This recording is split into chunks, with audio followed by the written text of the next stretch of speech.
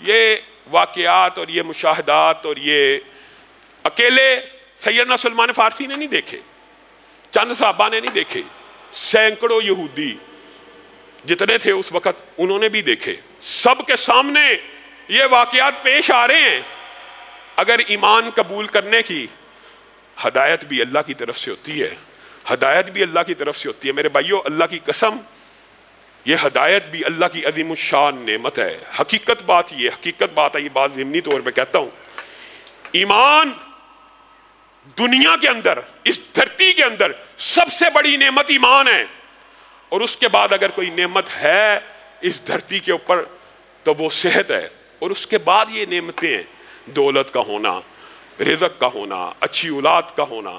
یہ ایمان نہ ہو تو انسان کا بیڑا غرق ہے۔ صحت نہ ہو تو بتائیے، ایک بندے کی صحت ہی نہیں ہے، اس کو دنیا کی کوئی نعمت اچھی لگتی ہے؟ اس کے گھر میں خوشی ہو، اس کے گھر میں غم ہو، اس کو کیا لگے؟ وہ تو بیمار ہے، وہ تو مریض ہے۔ تو ہمیں ہمیشہ ایمان کی دعا کرنی چاہیے، اللہ تعالیٰ ہمیں ایمان پہ استقامت دے، اور اللہ تعالیٰ ہمیں جب تک زندہ رکھے صحت کے ساتھ رکھے، عافیت کے ساتھ رکھے، بیماریوں سے بچا کے رکھے۔ اور میرے بھائیو، یہ حضرت محمد رسول اللہ صلی اللہ علیہ وسلم کی دعاؤں کا اور پیشین گوئیوں کا جو باب ہے، خالی ایک تو معجزات آپ کے سامنے رکھ رہا ہوں، معجزات کے اوپر آپ کو بتایا تھا امام نووی نے اور محدثین نے لکھا ہے کہ 1200 معجزات صحیح سند سے ثابت ہیں، اور اس کے علاوہ معجزات اور بھی متعدد ہیں۔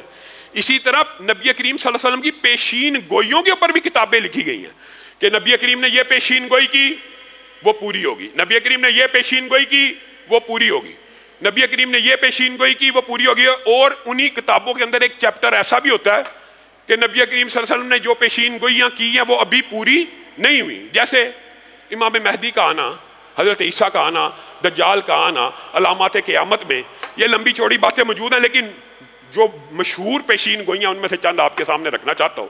ان میں سے ایک سیدنا حسن کی بات آ رہی ہے تو یہ بھی سن لیجئے۔ حضرت علی بیان کرتے میں عراق میں تھا اور حضرت علی عراق میں موجود تھے، اور وہ اپنے اصحاب کو یہ واقعہ بیان کر رہے ہیں کہ میں ایک مرتبہ رسول اللہ صلی اللہ علیہ وسلم کے پاس حاضر ہوا تھا، رسول اللہ صلی اللہ علیہ وسلم کے چہرے کے اوپر آنسو موجود تھے، اور رسول اللہ کسی بات کے اوپر غمزدہ تھے، اور نبی کریم صلی اللہ علیہ وسلم کا غمزدہ ہونا حضرت علی کی طبیعت پہ بڑا ناگوار گزرا۔ کہنے لگے اللہ کے رسول آپ روتے ہیں، آپ کی آنکھوں میں آنسو ہیں؟ کہا علی ہاں، جبریل امین آئے تھے، انہوں نے مجھے بتلایا ہے کہ تیرا ایک بیٹا فرات کے کنارے پہ شہید کر دیا جائے گا، میرا ایک بیٹا فرات کے کنارے پہ شہید کر دیا جائے گا۔ اے علی، نہ صرف اطلاع دے کے گئے ہیں بلکہ اس کی کچھ مٹی بھی، اس دھرتی کی، اس زمین کی بے وفائی اور غداری کی تاریخ سمجھانے کے لیے۔ کیسے بدبخت لوگ تھے، سینکڑوں لاکھوں خط لکھے، لاکھوں خطوط لکھ کے سیدنا حسین کو بلایا، اور چند سو کے سامنے کھڑے نہ ہو سکے، اور بعد میں اپنے سروں پہ خاک ڈالنے لگے، ماتم کرنے لگے، پیٹنے لگے۔ آج ایسا اللہ تعالیٰ نے ان کے اوپر عذاب نازل کیا ہے، 1400 سال بیت گئے ہیں، پیٹتے ہی جا رہے ہیں، لیکن اس ظلم کا مداوع نہیں کر سکتے۔ کہا وہ مٹی بھی، اگر علی تو چاہتا ہے تو تجھے وہ مٹی دکھا دوں؟ سیدنا علی نے کہا ہاں، میں نے کہہ دیا، مجھے دکھا دیں۔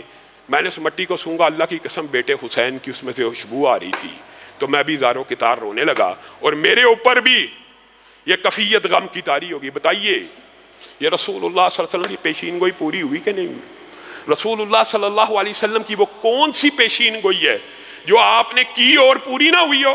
ہاں، وقت آئے گا جو نہیں پوری ہوئی۔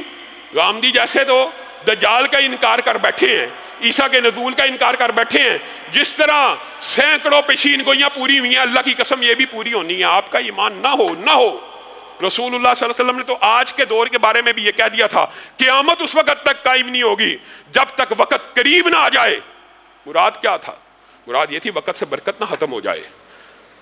ایک ایک سال تمہیں لگے گا مہینوں میں گزر گیا، ایک ایک ماہ تمہیں لگے گا ہفتہ ہی گزرا ہے، اور ایک ہفتہ ایسے لگے گا، خاص طور پہ جو خطیب ہوتے ہیں نا، جو مقرر ہوتے ہیں، ان کو لگتا ہے ہر روز جمعہ آ گیا۔ حقیقت بات بتا رہا ہوں، اور یہ آپ خود بھی مشاہدہ کر لیں، آپ کو ہفتہ ایسے محسوس ہوگا آج کے دور کے بارے میں کہ وقت قریب آ جائے گا، وقت تیزی سے گزرنا شروع ہو جائے گا، ایک دن چند لمحوں کا انسان کو محسوس ہوگا۔ تو رسول اللہ صلی اللہ علیہ وسلم کی دعاؤں اور پیشین گوئیوں کے حوالے سے کوشش کریں گے اور حسائس امت کے حوالے سے کہ اپنی گزارشات کو جلد مکمل کیا جائے، اور اس کے بعد سیرت النبی کے اسی دباچے کو اور اسی چیپٹر کو شروع کیا جائے جو سن 2 ہجری کا ہم نے چھوڑا ہے۔ اللہ رب العزت جو کہا گیا، جو سنا گیا، اس کو سمجھنے کی توفیق عنایت فرمائے۔